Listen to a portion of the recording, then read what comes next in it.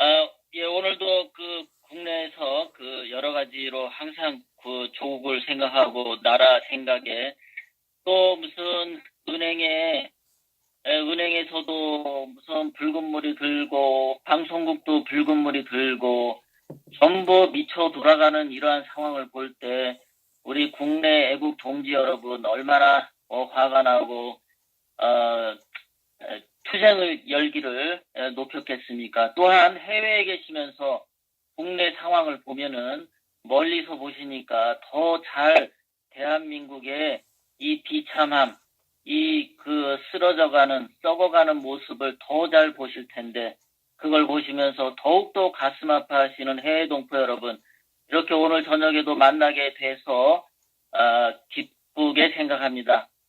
오늘은 그 생존자 의식과 피해자 의식을 말씀드리고자 합니다. 우리 대한민국이 현재 이런 상황에서 반드시 우리 태극기 애국 시민들과 대한애국당은 자유 대한민국을 생존시킬 거고 발전시킬 것입니다. 그렇다면 우리가 싸우는 좌파들은 저 사람들 머릿속에는 도대체 뭐가 들었길래 저렇게 파괴적인 행동을 하는지 그 머릿속 의식을 한번 들여다보도록 하려고 합니다. 먼저 박근혜 대통령님 일기부터 읽어드리겠습니다. 철없는 사람들은 아무리 잘해준다 해도 불평, 불만이 많고 참을성 없이 해달라는 것이 많다. 10중 9을 해줘도 하나가 안 되면 그 투정이 보통이 아니다. 항상 남과 비교하여 자기가 가장 불행하다고 자처하면서 불평하고 불만을 갖는다.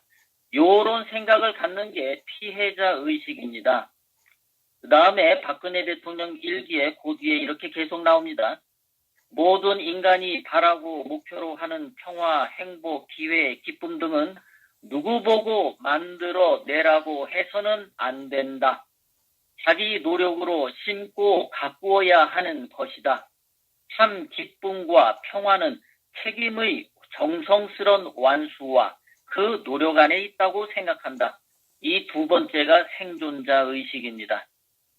이 박근혜 대통령님의 일기를 저는 항상 읽어보면은 정말로 심오하고 이 인간의 지혜를 정말 그 몸속으로 그 영혼 속으로 완전히 소화하신 분이라고 저는 생각을 하고 항상 존경을 합니다. 자, 우리 대한민국이 어떻습니까? 1960년대 보면 대한민국 1인당 소득이 94달러였고요. 북한이 137달러였어요. 그런데 그 당시 실질 소득으로 환산을 하면은 북한이 소득이 3배가 더 높았습니다. 한국보다. 그런데 1961년에 대한민국의 위대한 영웅 박정희 대통령께서 정권을 잡으신 다음에 저희 대한민국을 완전히 새롭게 창조하셨죠. 그래서 2017년 현재 56년이 지난 지금 대한민국의 1인당 소득은 3천만 원이고 북한은 1인당 100만 원밖에 안 됩니다. 우리가 북한보다 30배 소득이 더 높아요. 1960년에는 3분의 1밖에 안 됐었는데 30배가 높아요. 그러니까 우리가 1960년에 비해서 100배 더 소득이 늘어난 겁니다. 북한에 비해서. 그럼 이렇게 100배의 소득이 늘게 된 이 번영 발전은 어떻게 해서 이루어졌냐? 박정희 대통령님이 이렇게 외치셨죠. 우리도 할 수 있다. 하면 된다. 잘 살아보자. 이 세 마디였죠. 우리도 할 수 있다. 하면 된다. 잘 살아보자. 이렇게 경제 개발을 추진을 했죠. 이것이 바로 생존자 의식인데요. 이것은 좌빨들은 늘 반일을 주장을 하죠. 일본에 반대하는 반일. 그런데 박정희 대통령님께서는 극일 정신을 가졌어요. 극복하자 일본을 이기자 극일 정신을 가지셨죠. 예.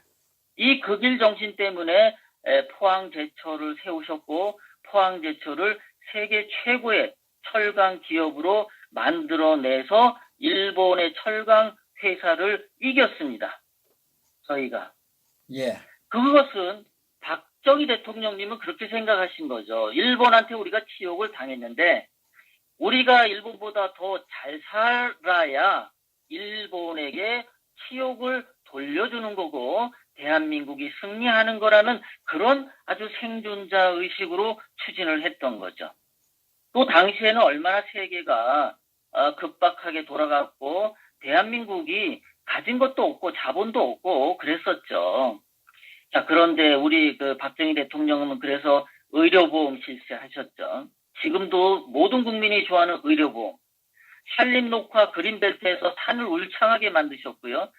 88 올림픽 유치하기 위해서 1977년에 계획을 세우셨어요. 4대강 다목적 댐도 완성했고요. 고속도로 건설했고 새마을 운동했고 과학 입국이라는 말을 걸고서 구호를 걸고서 과학에 투자를 많이 했죠. 조선사업, 중화학공, 자동차, 녹색혁명, 통일교를 해서 저희가 쌀 자급자족을 할 수 있게 되었던 거죠. 그래서 가난을 해결했고 대한민국의 경제 기적을 가져왔던 것이죠. 이 박정희 대통령님은 이렇게 생존자 의식으로 대한민국을 새롭게 창조해 내신 위대한 영웅이셨던 겁니다. 그런데 그 반면에 똑같은 시대를 살았던 김대중은 어떻습니까? 고속도로 만들지 말고 옥수수 심어서 먹자. 대기업 키우지 말고 농촌 경제 부흥시키자. 맨날 이딴 소리나 했죠. 그리고 김대중이 1987년부터 전라도 사람들의 의식을 아주 비정상적으로 바꿨다라고 어저께 얘기를 했죠. 그것이 뭐냐 하면은 김대중이가 전라도 사람들에게 피해 의식을 심어줬던 거죠. 전라도 사람들은 늘 피해를 당하면서 살았다라는 피해 의식을 심어줬죠. 죽을 때까지 김대중이는 피해 의식의 끝판왕이었는데요. 이 사람은 자기 동상도 피해 의식에 쩔어 있었어요. 동상 자체도. 아니 사람이 피해 의식에 쩔어 있는 건 이해를 가는데 동상도 피해 의식에 쩔어 있었는데요. 어떨 때는 오른쪽 다리에 피해를 입어요. 어떨 때는 왼쪽 다리에 피해를 입고 이 사람은 지 마음대로 아무 때나 피해를 입습니다. 동상도 사기질 치는 거죠. 이 사람이 피해의식을 전라도 사람들에게 많이 넣고 전라도는 항상 피해받았다라고 했기 때문에 전라도 사람들이 거기에 넘어갔는데요. 역사도 왜곡시키고 이 피해의식을 받게 되면 어떤 상태가 되냐. 피해의식을 가진 사람들이 요구하는 모든 게 정당화됩니다. 내가 피해받았기 때문에 내가 상대방에게 요구하는 거는 다 정당하다라고 돼요. 이 사람들이 거짓말을 치면 그것도 다 정당화가 됩니다. 도둑질을 해도 내가 피해받은 거 보상받은 거야라는 정당화가 됩니다. 그러니까 모든 도둑질, 사기, 협작, 배신 이게 다 정당화가 되는 것이 이 피해의식 때문에 그렇습니다. 얼마나 편합니까? 이거 하나만 가지면 모든 짓을 다 할 수 있어요. 양심의 가책을 입지 않고. 그래서 전라도에 가면 완전히 김대중이가 신이 되어 있죠. 김대중 종교가 생겼어요. 김대중 종교의 주 기도문을 제가 한번 만들어 봤습니다. 피해를 입었다고 항상 믿을지어다. 피해 입었다고 지랄하고 보상을 항상 요구할지어다. 없는 피해도 만들어낼지어다. 상대가 피해를 준 것처럼 착각할 때까지 가해자, 피해자 의식을 심어줄지어다. 이러한 김대중, 노무현, 문재인, 임종석 좌파들 늘 피해의식이죠. 5.18도 피해 입었다. 그래서 5.18 보상 요구하고 5.18 유공자 명단을 지금도 오늘도 찍어내는지 모르죠. 그러면서도 이 사람들은 뻔뻔합니다. 유공자 명단 공개 안 합니다. 5.18 진실 규명하려고 하지 않습니다. 5.18 때 연세대생 600명이 내려와가지고 광주 사태 때 했다는데 그 600명 유공자에 포함됐습니까? 아니면 어디로 사라졌습니까? 그 다음에 세월호도 피해자 의식을 무진장 강조하죠. 아직까지도 광화문에 천막 치고 자기네들 피해 입었다 그러죠. 문재인이는 고맙다고 하는데. 왜 그럽니까? 세월호 자꾸만 정부 보상 요구하는 거죠. 저는 그 세월호 유가족들 말이죠. 그 왜 세월호 소유주 유병헌하고 문재인의 그 관계는 왜 안 캐는지 모르겠어요, 이 사람들. 이 피해의식의 또 다른 단골 손님 있죠. 시체팔이, 시체 장사하는 거예요. 늘 피해를 받은 거에 가장 결정적인 상징적인 이 물질이 뭐냐면 시체입니다. 시체. 가장 극대화된 피해의 결정체죠. 시체. 그러니까 시체만 하나 만들어내면은 상대방을 공격할 수 있는 무궁무진한 그 실탄이 거기서 제공됩니다. 개천 화재 사망 사고에서는 시체팔이가 불가능하니까 천주교 신부 목사들 영혼 차별하고 추모 안 하죠. 그딴 거는 또.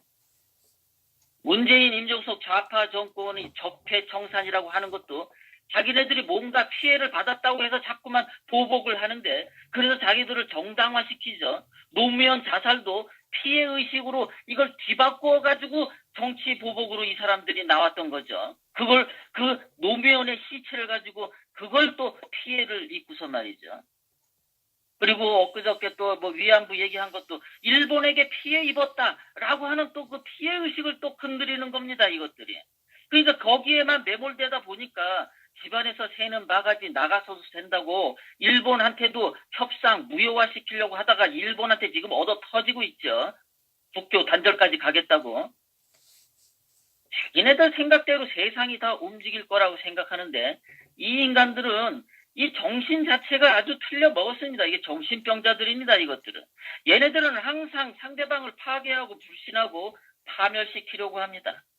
얘네들은 피해자 의식만 있기 때문에 뭔가 새로운 것을 창조하거나 새로운 미래를 위해서 협상하고 타협하는 능력이 전혀 없습니다.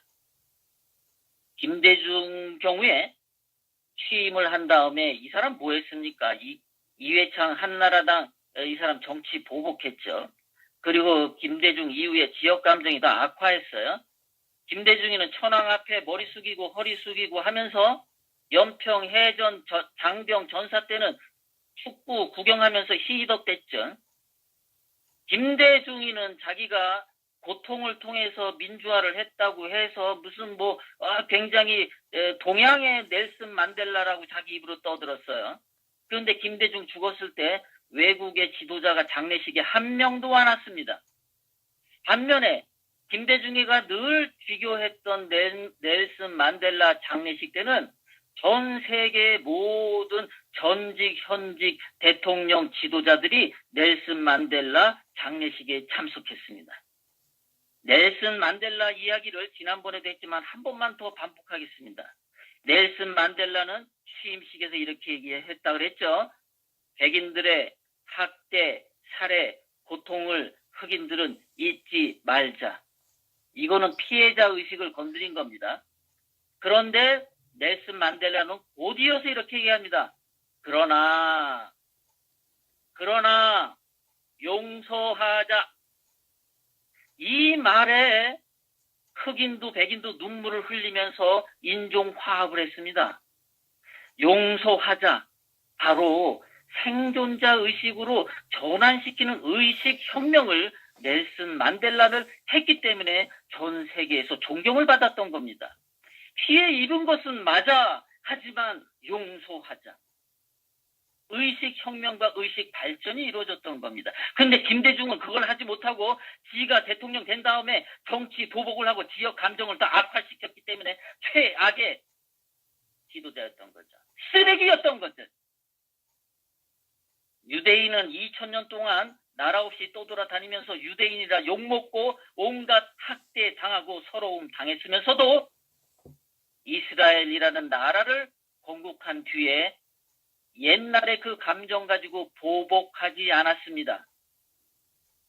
역사의 고비마다, 역사의 고통마다 자기네들이 생존했던 것에 하나님께 감사했습니다.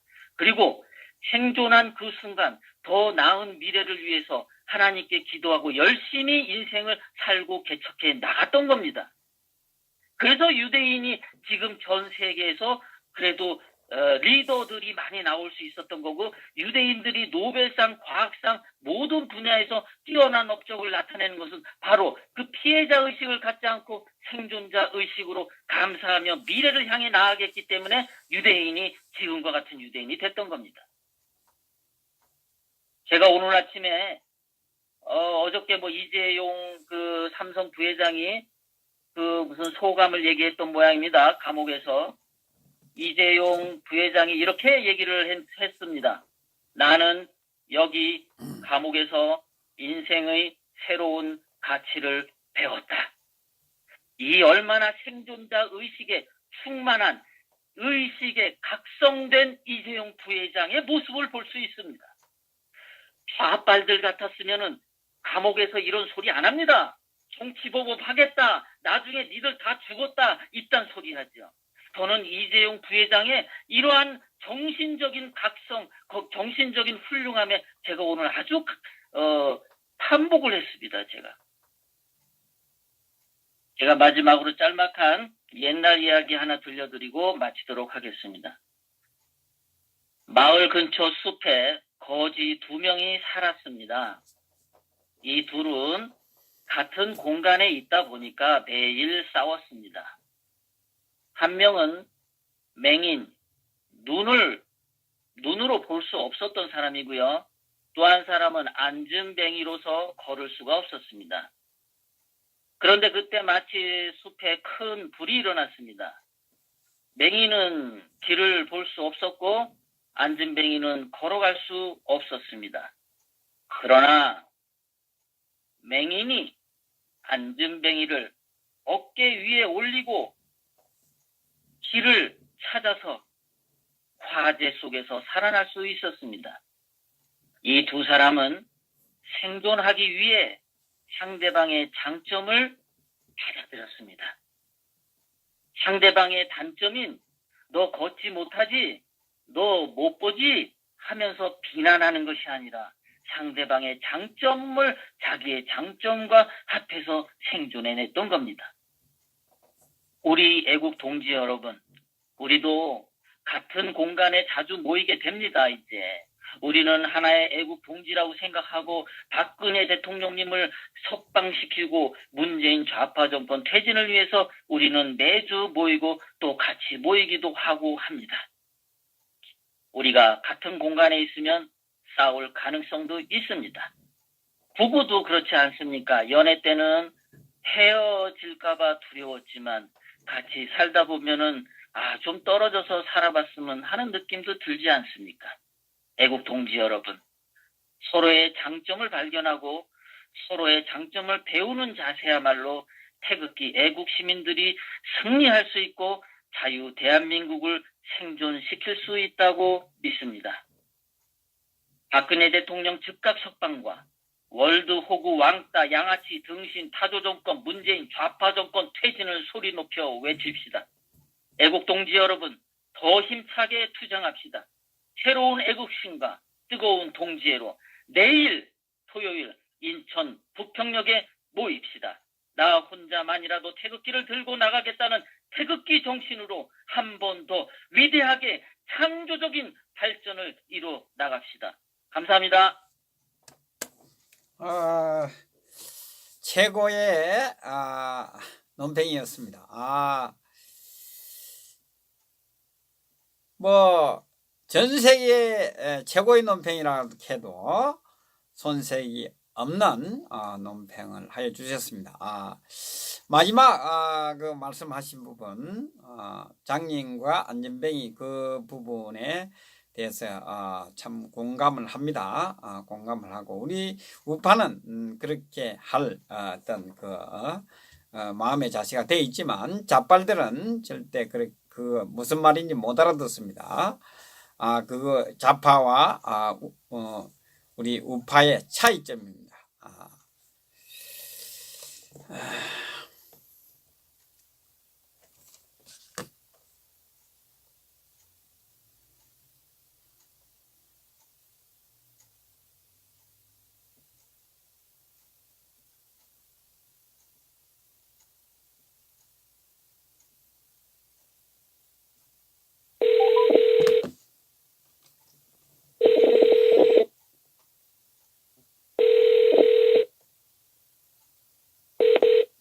여보세요. 예, 안녕하세요. 안녕하세요. 우리.